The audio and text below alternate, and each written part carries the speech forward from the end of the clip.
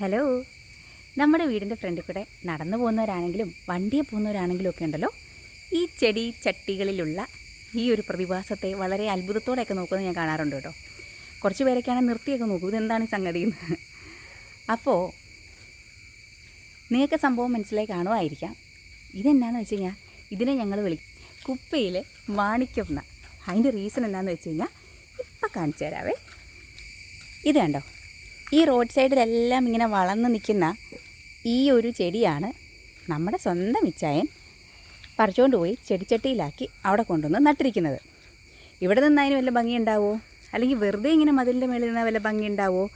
ഇല്ല. അവിടെ അങ്ങനെ കൊണ്ട് നടുമ്പോൾ രണ്ട് ഗുണമുണ്ട്. ഒന്ന്, കാണാൻ ഭംഗി. രണ്ടെന്താണെന്നറിയോ?